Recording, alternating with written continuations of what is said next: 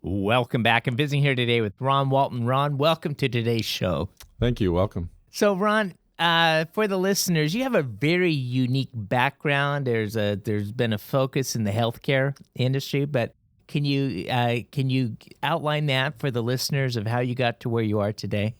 Well, I spent over 30 years in long-term care and assisted living facilities. I worked for Sutter Health for a number of years. I've run transitional care centers. I was a chief operating officer for 9 different, we had 9 skilled nursing and 3 assisted living facilities. So I've had a wide background in long-term care and in healthcare. What does a chief operating officer do?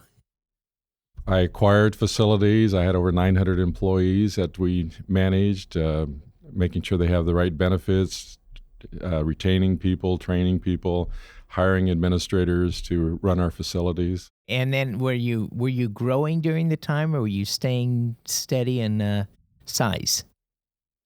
Yeah, we acquired three assisted livings, and in Maryland we acquired a skilled assisted living combination facility. Yeah, it must be kind of hard combining businesses together like that.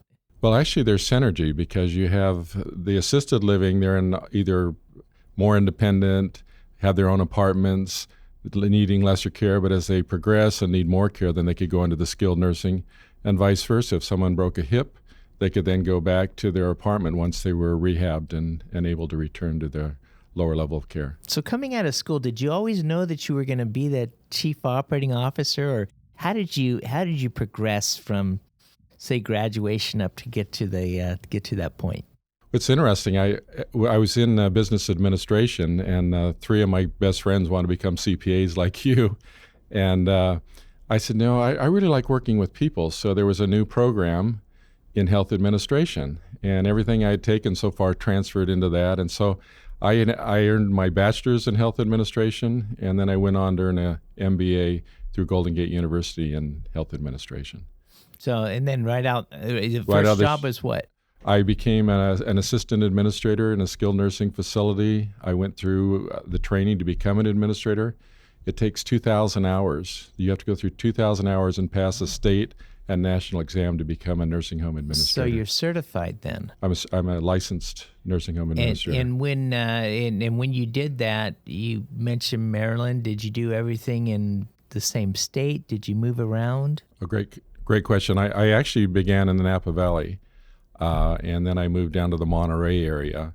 The company I worked for just happened to have most of their facilities in California, but they built a brand new facility in Maryland, and then we acquired a facility in Maryland. So does that certification transfer over to different states, or do you have to recertify? I wasn't actually running the facilities, so we hired administrators that would run those facilities who were licensed in Maryland. Okay, so as an operating officer, you just get to supervise the certified Supervise, people. Make sure we have the right people in place. Okay, so a lot of changes in the health industry today, and I want to a little later go into what you're currently doing, but in looking at the landscape of changes, we've seen the Obamacare, then the reversal, and the whole healthcare industry. Where do you see things going right now? All I know in healthcare is it's always changing. I used to say it can't get any worse, and every year it became more complicated and more difficult to run. Healthcare, the costs are out of control. We need to find some way to provide care at a lower cost levels. I worked for Sutter for 10 years. I ran their transitional care center up in Sacramento, and that was, their mantra: how do we continue to lower cost? And costs have just continued to go up. So at the same time, we're looking at cost reduction. We're also looking at an influx of baby boomers coming into the system. Absolutely. Yeah, there's actually 10,000 turning 65 every day in the United States. Wow. So the baby boomers are going to have a huge impact on healthcare. In fact, the majority of the dollars that are spent on people are in the last few years of their life. About 80% of the dollars are spent on people in their last 2 years of life. That's amazing. And here we thought it was all the government, the IRS, taking our money, and we found out it's a healthcare industry. So yeah. Well, interesting. So I'm visiting here today with Ron Walton, and we've been talking about the healthcare industry. And Ron, I understand that you have some comments about our Medicare system. But before we get into that, I need to take a quick break, and we'll be right back after these messages. Grandpa, can we do chemistry? Papa, Daddy. Grandpa, let's do something fun.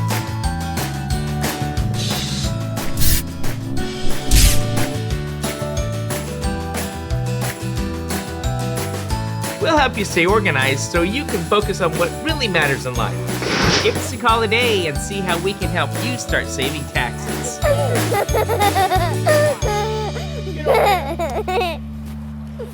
Welcome back. I'm visiting here today with Ron Walton. And Ron, the first segment, we're talking about your experience in the health industry. There's been a lot of focus on long-term care and working for some large healthcare institutions. But in this segment, I like to roll over and talk about, Medicare, how this really works and when a person should be thinking of it. And I want to set this up to say, recently I received a phone call from an individual. They had a HSA catastrophic health care account, and they had reached the age where they qualified for Medicare. And someone had advised them that you can't be on this HSA account if you're qualifying for Medicare. So first of all, what is Medicare and why should we care about it? Well, it's a hot topic right now. They're talking about Medicare for all. And so it's amazing that Medicare is for those over 65, but it's the most complicated health plan out there. You have your Medicare A, B, C, and D. You have plans A through N. And so most seniors, when they get to that point, they have no clue, what do I do? There's Medicare supplements, there's Medicare Advantage plans out there that are run by private insurance companies. So Medicare, if you've worked over 40 quarters and paid in taxes for over 40 quarters, you qualify for Medicare Part A. So there is no premium for Medicare Part A. Medicare Part A covers your hospital services, skilled nursing, and home care. And then we have what's called Medicare B, and Medicare B you pay a premium, a monthly premium, and that can range from $144 all the way up to just under $500 depending on how much money you make. And so that's for your doctors, your lab, your x-ray, so it's anything outside the hospital. And then you have what's called Part D, which is for your prescription drugs. And then there's Part C, which is the Advantage plans, and that's where the government contracts with insurance companies, and they manage your Part A, B, and C. So that's where you need to find an expert who can actually talk to you about Medicare and find plans that work not only for your budget, but also what are your health needs? What type of medications are you on? What type of health issues do you have? And then we can find and locate plans that work best for those individuals. Okay, so now you made a point. This is very complicated. Very complicated. And but Medicare under Part A is actually a pretty good coverage. It's great coverage. It's one of the best coverages out there. In fact, there was I recently had knee surgery, and they said you're going to be outpatient. We're going to send you home the first day. I said, but you got a big hospital across the street that does all this. I said, that's just for the Medicare patients. So that is true then. It is. Yeah, Medicare is kind of the Cadillac of the insurance. So if you're over 65, you want to really drop the other plans and look to go on Medicare, or do you want to come to you first? I would talk to an expert, someone who knows the ins and outs of Medicare. The pricing is based on geographic areas. The government has set the plans. So like a Plan G or Plan F that you'll hear about, those are all the same plans, but your price range can range from, for example, I just turned 65. I got a plan that was $117 a month, but I could have paid $300 a month for the same plan, but it would have been with a different insurance company. So that's the advantage of going with an independent broker who represents all the major companies that are in the area. And then you can find the plans that best meet your needs. And Medicare, I have to pay into that, right? You have to work your 40 quarters, or basically 10 years, and have paid taxes into the system. Does it matter how much tax I paid? No. But 40 quarters. 40 quarters. Yeah. So someone getting ready to retire, don't retire until you work 40 quarters before you reach 65. Right. Is that right? That's right. Or you can if you work 30 quarters, but you're going to have to pay a premium, and it's about $300 a month. So you want to reach your 40 quarters. So you pay the Part A is free. Part B, you do pay a monthly premium on that, and that goes up every year, as well as the Part D. You'll pay a premium on your Part D. I'm visiting here today with Ron Walton, and we've been talking about Medicare. And, you really have captivated my interest on this, because I think for all the baby boomers, they need to understand how to navigate the complexities of this, the insurance program there after they're 65. I need to take a quick break. And when we get back, I want to talk about diving deeper into the Medicare plans and some of the misunderstandings about what Medicare does and doesn't do. We'll be right back after these messages. Grandpa, we found the golden stone. We have to watch out for the treasure guardian.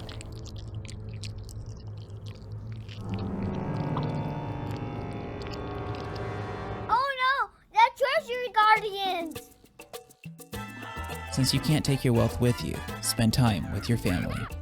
Groco, servicing family office needs. Hey, here we go. Now watch this. Since 1964. Welcome back. We've been visiting here today with Ron Walton, and we've been talking about Medicare, parts A, B, C, and D, how complicated it is, but at the same time, what a great benefit it is if you're over age 65 and have worked for at least 40 consecutive quarters. They don't need to be consecutive. Oh, not consecutive, just 40 40 quarters. quarters. Anytime? Anytime in their life. Oh. So if a mother worked before she got married, and then after her children move out, she wants to get her additional quarters in, she can do that. Okay. And then there are provisions for some individuals before 65 can draw on Medicare, and what would that circumstance be? Those are people with end-stage renal disease and people on disability. Okay. So if you're on disability, you can also qualify for Medicare if you've been disabled for over 24 months. Mm-hmm. Now, there is some misunderstandings about what Medicare provides for and what they don't provide for. What is the biggest misunderstanding? Well, the biggest misunderstanding is that Medicare will pay for long-term care. I had a lot of people come to my facilities thinking, hey, Medicare gives me 100 days of coverage, and they find out that only when they're on skilled coverage, which would be IVs receiving physical therapy, they could actually get those days. So yes, you can get up to 100 days, but many people only get a few weeks. And then after that, it's all out of pocket. And a lot of people are surprised at the cost of long-term care. Actually, here in San Francisco or San Jose, to be in a skilled nursing facility, it's running about $130,000 a year. And if you want a private room, it's about $150,000 a year. So you can see how quickly people can drain down their assets. People work all their life to put money aside and build this nest egg to retire off of. And if you have someone in a nursing home for 3 years, which is the average, that's almost $500,000. And what people don't realize is 70% of all people over 65 are going to need some type of long-term care in the future. Now, most don't want to go into a nursing home. So fortunately, there are a lot of options. There's assisted living now. We have some adult daycare centers. And then you can actually have people come in and provide either chore workers or some type of a CNA or a nurse who can provide 4 hours, 5 hours, whatever you might need in a day.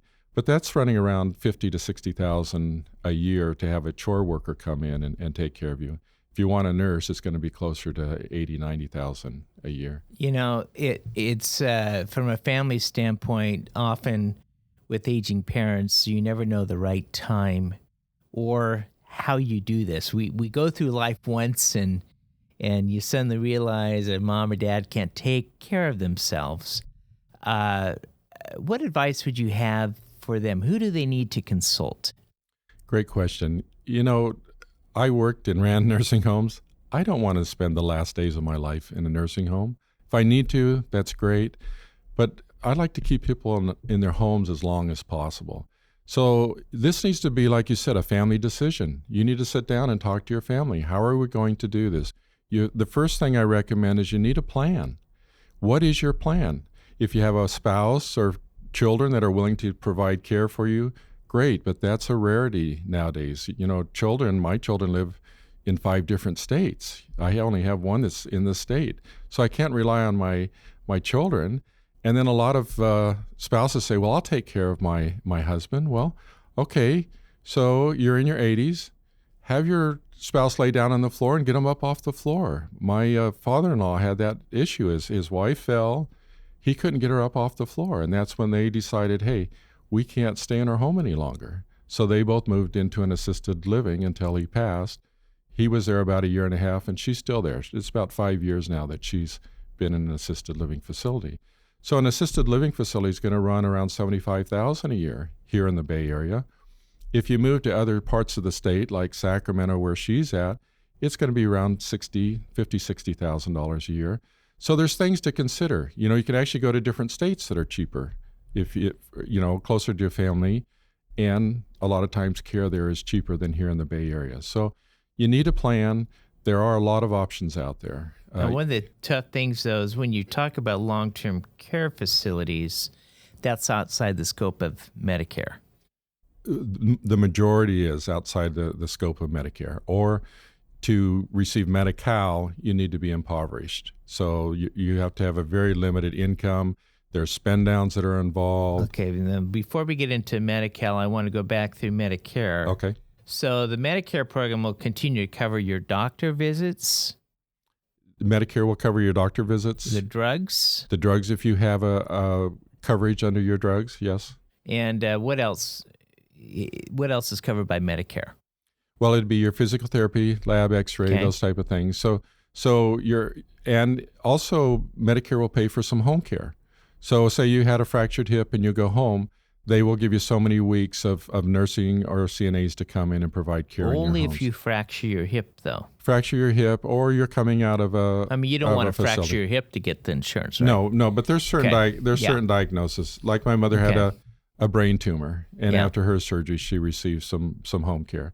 But there are things you have to qualify for. Even to get coverage in a skilled nursing facility, you need to spend 4 days, 3 nights in a hospital. A lot of people don't know that, and hospitals are trying to move people out as quick as possible. If you don't have that qualifying stay, you don't get any coverage in a nursing home. So it was interesting. We had a situation within our family that my mother-in-law, she had some type of a fall and ended up in a skilled nurse facility, and she hated being in the facility. So my wife checked her out, brought her home, and all of a sudden she learned a lesson. And the lesson was, well, you took her out of the insurance program, so you're on your own. So I think we got to be careful to make sure that we do follow protocol if you want to have adequate health care coverage. Absolutely.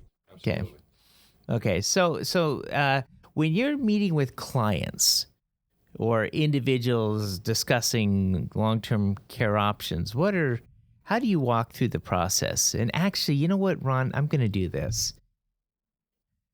I want to get into that, but I'm running out of time. How does a person contact you for more information on your services? I have a website, which is the MedicareXpert.com, and expert is just XPERT, so it's the Medicare and then expert.com. And I have a phone number. My phone number is 510-894-3137. Okay, I need to wrap up here. And actually, there's one more segment. Can you hold over for that? Sure. Okay, we'll be right back after these messages. Welcome back. I've been visiting here today with Ron Walton. And Ron, in the prior segments, we talked about Medicare, the plans, the long-term health care. I'm a client coming to you for the first time. Walk me through the process, what your typical process would be of how you advise me on insurance programs and what's available. Great. I'm an independent broker, so I work for my clients. I don't work for a company.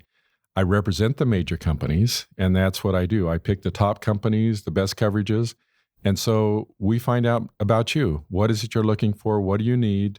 How do we best meet those needs for you? You may have some health issues. You may have some prescription drugs you're on, and we can actually type that into my computer programs, and it tells me what's available in your geographic area and then what gives you the best coverages. We also look to see what doctors you use, and we try to keep your doctors and include those in programs that will cover your doctor, so you can stay with your current physicians. So that's how I work. My services are free to do an evaluation for those looking to get on Medicare.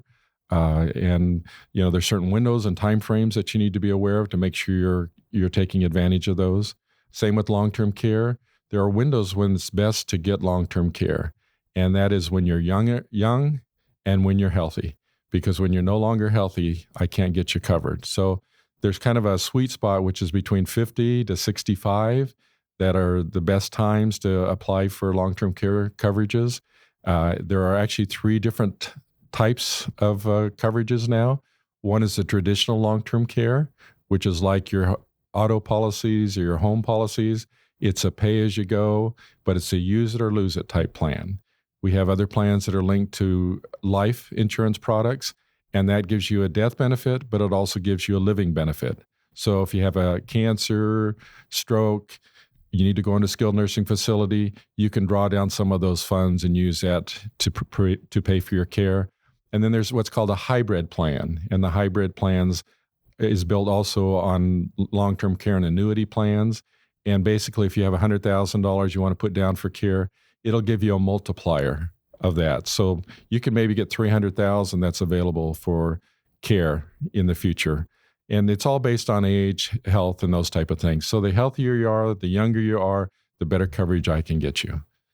What about Medi-Cal? I hear that word. Do you deal with that?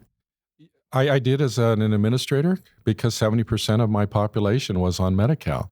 The problem with Medi-Cal, you have to be impoverished. You basically have to spend down your assets. You can't have more than $2,000 in your account. And you have what's called share of costs that you pay every month. So if you're getting a Social Security income or a pension, that goes first, and you get $35 for your incidentals.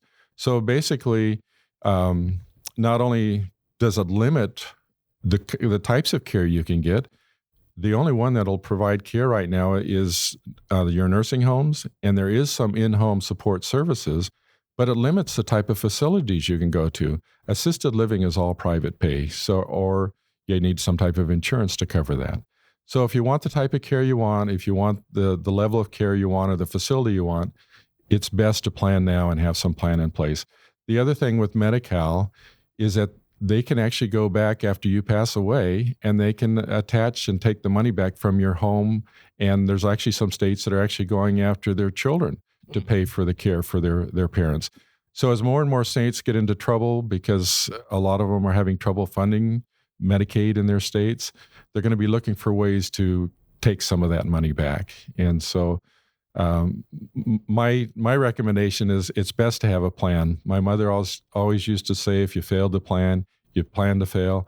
And the last thing you want to do when you get to that point is limit your options or not have any options. So excellent advice. I've been visiting here today with Ron Walton. And Ron, we're out of time, but we'd like to thank you for being here today. And thanks for joining us here on American Dreams, and join us here next week on this station. Have a great week.